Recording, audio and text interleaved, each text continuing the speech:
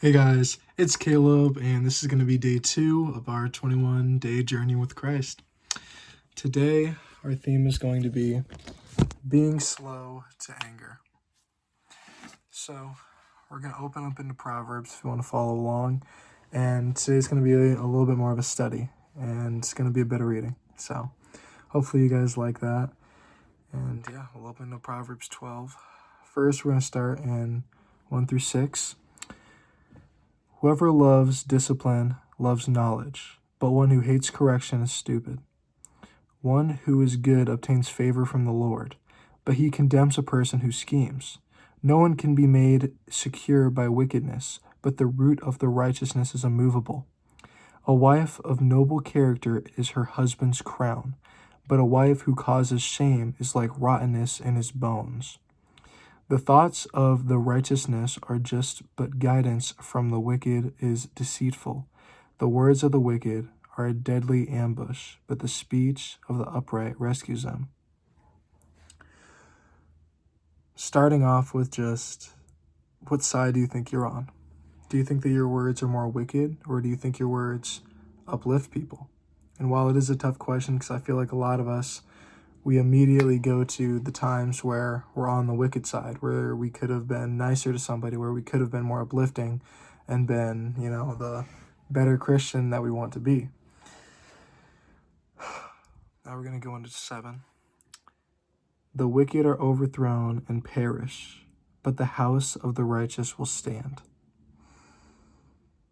This is a call kind of to multiple verses in the Bible. First one I think of is Luke 9:23, which is, whoever wants to be my disciple must deny themselves and take up their cross daily and follow me. As easy as it is to be angry, we should try and deny ourselves and don't do something that, we'll regret. Whether that's soon, whether that's later down the line, we should try not to be angry, and we don't want to do something that we'll regret. We'll skip over Proverbs 12, 8 through 12, and just listen up to 13.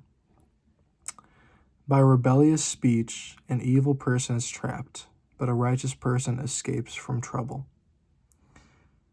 So that is kind of a lot to unpack, and I'll add on 14.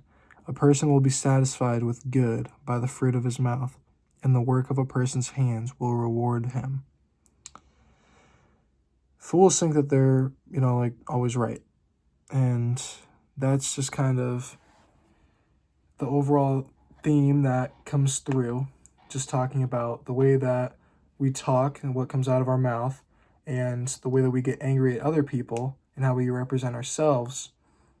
We can quickly become fools. And 15, a fool's way is right in his own eyes, but whoever listens to counsel is wise.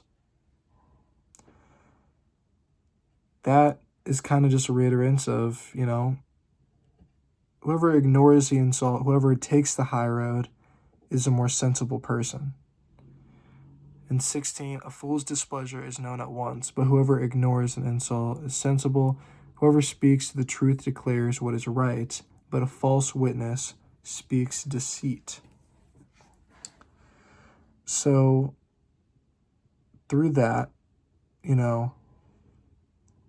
this is kind of just talking about when we say we're mad, or how our minds and how we feel about certain topics. It's important to just try to keep ourselves composed, try to stay, doesn't have to be happy all the time, but remember our obedience to God, remember what we say and how he's always looking over us. He wouldn't give us a challenge that we weren't, able to go over. We just need to trust and obey God. The point of today isn't for you just to think about the last time that you crashed out or popped off on somebody, whether that was deserved or not deserved. It's just, to think about how we should try to obey God more. Proverbs 9:10, the fear of the Lord is the beginning of wisdom. A person can be uneducated and still wise. It's about the trust that we have in God.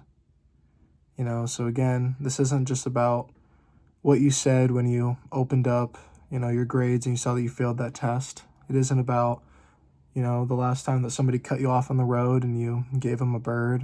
You know, it's not even how we feel anger, it's what we turn anger into. The point of today is just staying cool, calm, and collected. And staying calm, it costs you a lot. You know, maybe you will get a headache. Maybe you'll bottle up that anger and have to wait a while until you can pray and give it to God. Whether that's swallowing your pride, which is always hard to do, you know? It costs you a lot. And listening is, you know, easy, but when you're actually in the moment, it's a lot more difficult. You know what I'm saying?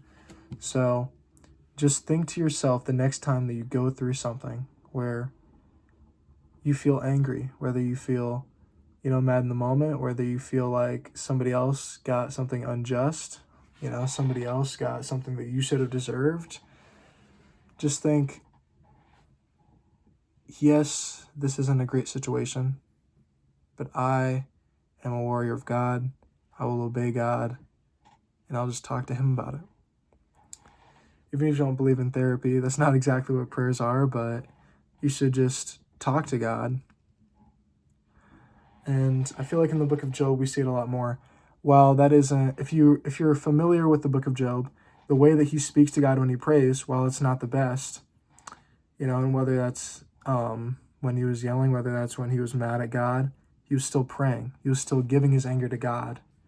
And you see at the end of the book just how God wants us to be more like him. He wants us to give our anxieties and our anger to him.